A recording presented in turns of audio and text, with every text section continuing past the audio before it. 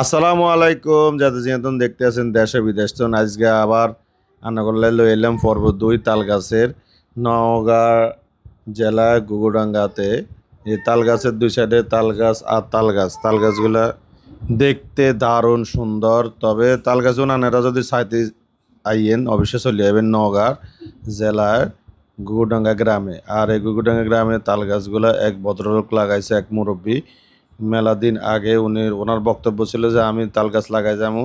আর আসলে তাল গাছ যাতে লাগায় হাতে তাল খাইতে হারে না। তো মুরব্বী লাগাই গেছে, মুরব্বীরে আল্লাহ ব্যস্ত নসিব করে উনি মারা গেছে। উনি রাস্তার দুই ধারে তাল গাছগুলো লাগাই গেছে, প্রত্যেক মানুষের উপকার করে গেছে। আর এখানে প্রতি বৃহস্পতিবার শুক্রবার এত মানুষের ভিড় ভাষায় প্রকাশ করা যায় না। তবে আমরা গেছি মঙ্গলবারের দিন, কোনো ভিড় ছিল না, ভালাই লাগছে। আবার বর্ষার সময় দুই সাইডে হানি থাকে, গায়ে গৃহস্থী করে, যেমন ধান লাগাই রয়েছে।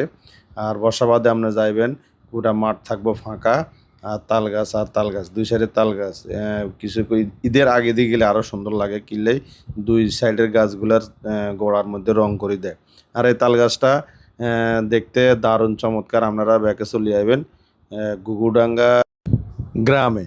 তো দুই সাইডে তাল গাছ ঈদের আগে দিয়ে সুন্দর করে রং করে সাজায় আর সৌন্দর্য উপভোগ করে। ঈদের মধ্যে জনগণরা খালি এই জায়গাতে ভিড় করে।